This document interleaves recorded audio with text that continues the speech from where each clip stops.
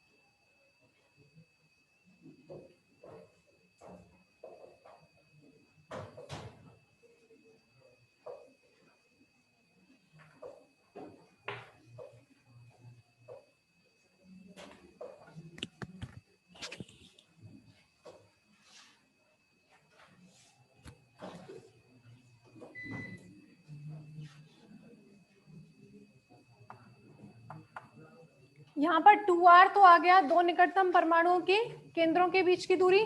चालक नियतांक a equal to कितना आ जाएगा 4r upon √3। a equal to हो जाएगा 4r अपॉन √3।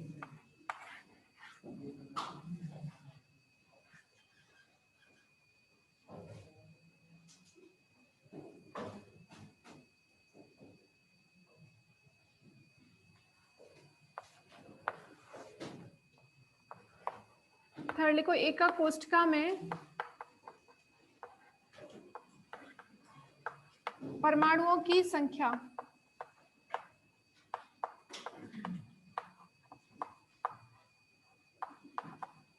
एकक कोष्ठका में परमाणुओं की संख्या। तो परमाणुओं की संख्या कितनी होगी, 8 कॉर्नर पर है और एक का 1/8 भाग साझेदारी में है, प्लस एक जो है उसके अंदर पूरी तरीके से अंदर है, तो एक का पार्ट तो पूरा रहेगा। तो कुल परमाणुओं की संख्या कितनी हो जाएगी 2।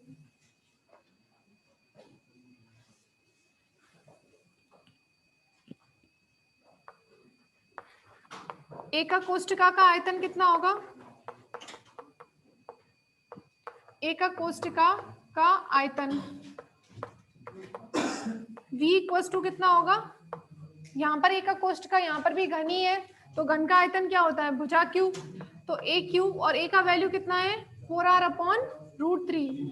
तो ऐसा लिख सकते हैं 4r अपॉन √3 का होल क्यू, और ये आएगा 64r³ अपॉन 3√3।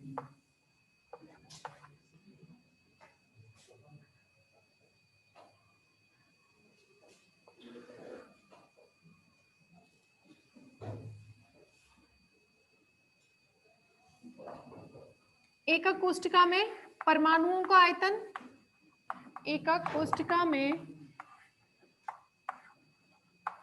परमाणुओं का आयतन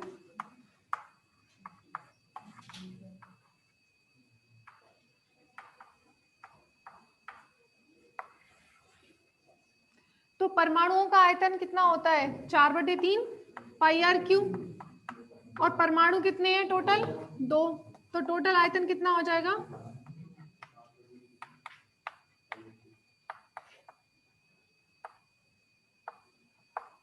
πr। r का वैल्यू रख सकते हैं यहाँ पर, r का वैल्यू कितना आया था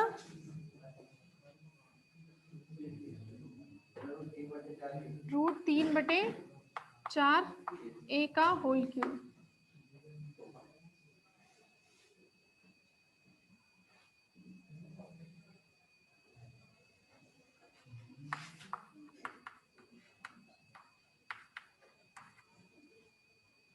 अब निकाल सकते हैं संकुलन गुणांक।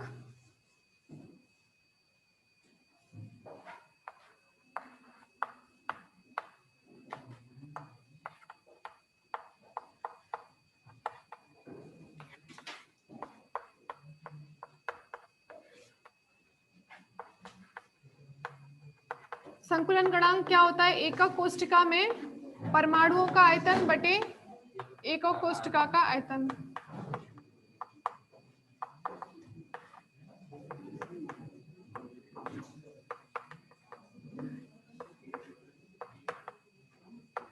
एकक कोष्ठका का आयतन, तो एकक कोष्ठका का आयतन ये निकाला है AQ और परमाणुओं का आयतन ये है, तो अपॉन में करना है बस।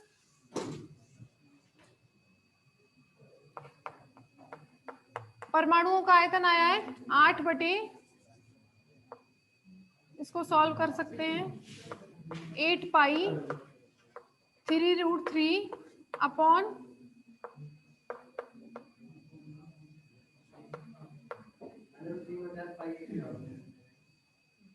इसको सॉल्व करेंगे ना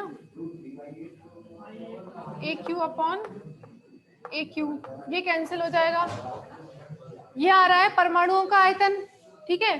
तो 8 पाई अपॉन 3√3 का होल क्यूब कितना हो जाएगा 3√3 और 4 का क्यूब कितना हो जाएगा 64 और AQ, ठीक है। अपॉन में है एकक कोष्ठका का आयतन और वो कितना था AQ, तो AQ से AQ कैंसिल हो जाएगा, इसको सॉल्व करेंगे तो ये आएगा 0.68, ठीक है। परसेंटेज में निकालेंगे तो ये हो जाएगा 68%।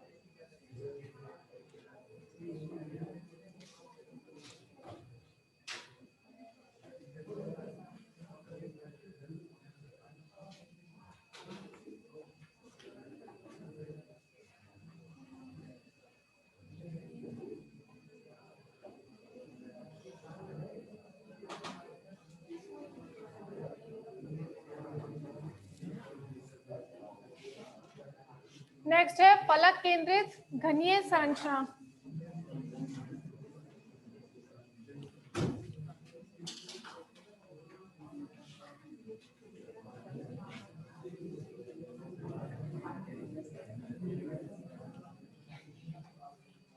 फलक केंद्रित घनीय संरचना।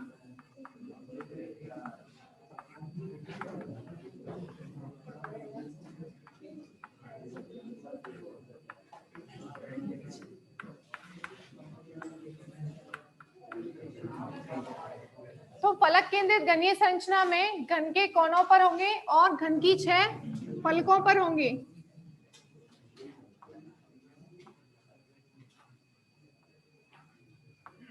ऐसी क्रिस्टल संरचना जिसमें परमाणु घन के कोनों के साथ साथ घन की प्रत्येक फलक पर स्थित होता है। तो 8 कोनों पर होंगे और 6 फलकों पर।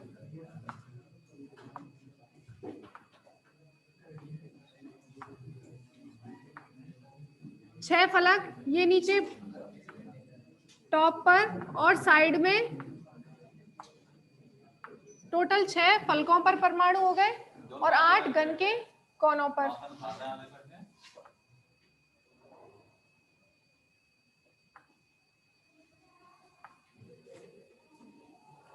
तो इसमें समन्वय संख्या कितनी होगी, यानी कि एक फलक का परमाणु, ये फलक पर जो स्थित परमाणु है वो निकटतम कितने परमाणुओं से स्पर्श करता हुआ होगा। तो ये वाला जो परमाणु है बीच में, वो से ये 4 साइड वाली जो फलक होंगी वो निकटतम होंगी, ये चारों निकटतम होंगे। इसी तरीके से 4 ऊपर होंगे। तो निकटतम कितने परमाणु हो जाएंगे, 8।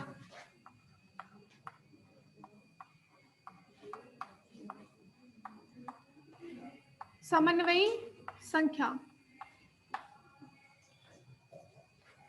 समन्वयी संख्या फलक केंद्रित घनीय क्रिस्टल संरचना में, फलक केंद्रित घनीय क्रिस्टल संरचना में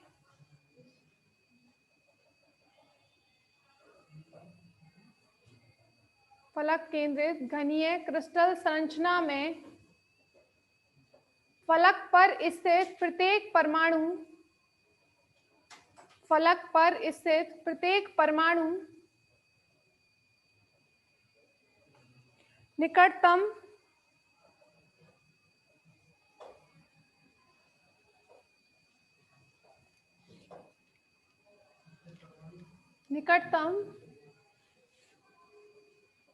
निकटतम 8 नहीं 12 हो जाएंगे ना। 4 यहाँ पर होंगे, 4 ये होंगे ना चारों, और 4 ही इस तरीके से ऊपर होंगे।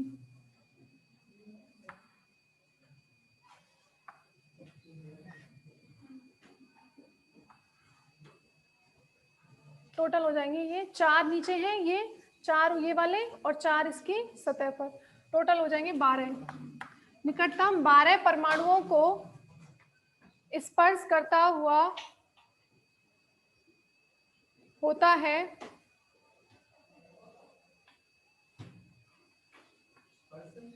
स्पर्श करता हुआ होता है, इस प्रकार समन्वयी संख्या 12 होती है। समन्वयी संख्या 12 होती है।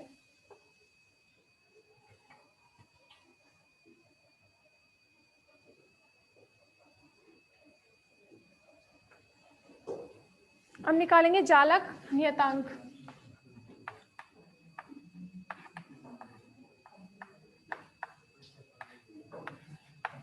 जालक नियतांक निकालने के लिए जैसे देखो यहां पर एक परमाणु यहां है, एक यहां होगा और एक यहां पर है, ठीक है। तो इस तरीके से ये एक विकर्ण बन रहा है, ठीक है। तो आर आर आर और आर, ये कितना होगा ए और ये भी ए, तो ए बी सी। तो यहां से ए सी स्क्वायर कितना आ जाएगा, ए सी स्क्वायर कितना आ जाएगा, A B plus B C square.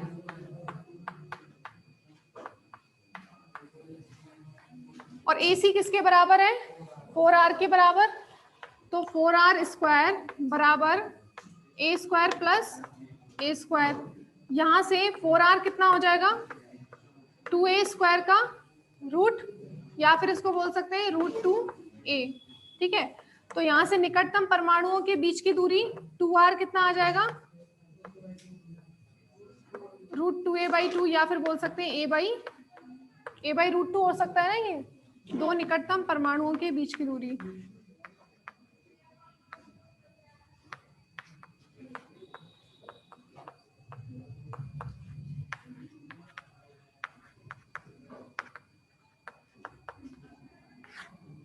और चालक नियतांक क्या हो जाएगा,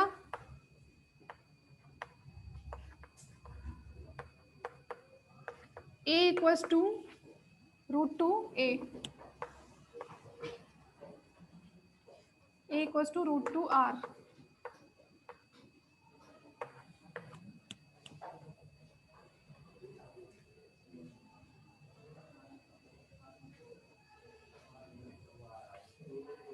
फोर 2r है ना ये, a equals to 2 root 2r।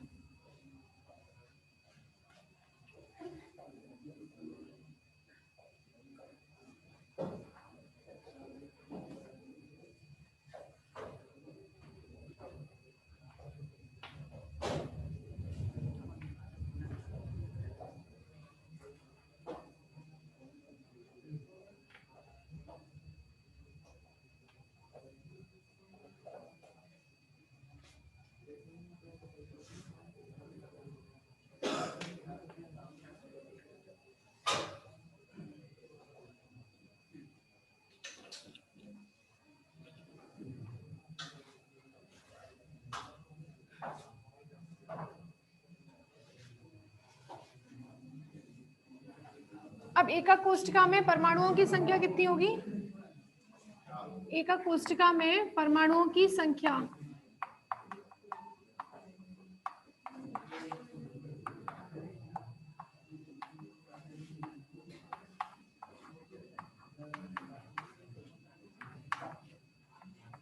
आठ तो एटम है जो कोनों पर स्थित है, कोनों के लिए कितना आ जाएगा 1/8, ठीक है। उसके बाद 6 फलक पर है, तो फलक वाला जो होगा एक, उसके साइड में दूसरा वाला एक घन आएगा, तो इसका मतलब ये जो फलक वाला है 2 घन में कंट्रीब्यूट करेगा, 2 घन में साझेदारी करेगा फलक वाला। तो 6 इंटू 1/2 टोटल कितना हो जाएगा 4। तो फलक केंद्रित घनीय संरचना में औसतन एकक कोष्ठिका में परमाणुओं की संख्या 4 होती है।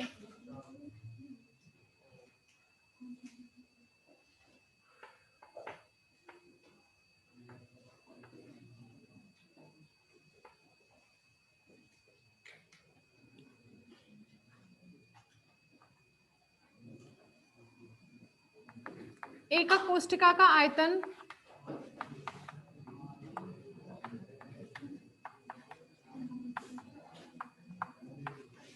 एकक कोष्ठका का आयतन V इक्वल टू कितना होगा, AQ, और A इक्वल टू कितना आ रहा है, 2√2 RQ।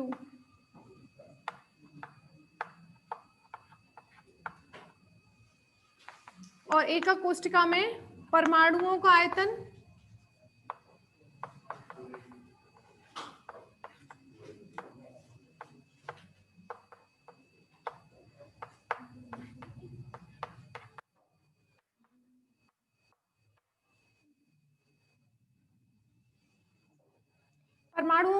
एक परमाणु का आयतन है 4/3 पाई आर क्यू। टोटल परमाणुओं की संख्या है 4।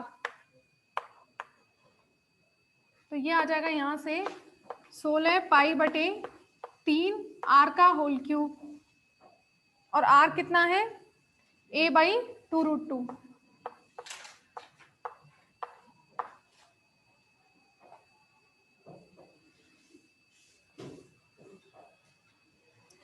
संकुलन गुणांक कितना हो जाएगा,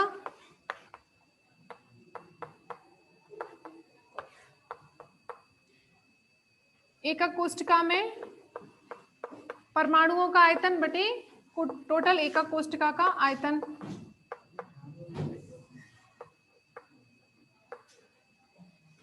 परमाणुओं का आयतन बटे एकक कोष्ठका का आयतन, ये कितना हो जाएगा यहाँ पर 16 पाई/2√2 का होल क्यूब कितना हो जाएगा, 8 हो जाएगा। 8 × 3 4 AQ/AQ। इसको सॉल्व करेंगे तो आएगा 0.72, परसेंटेज में आ जाएगा 72%।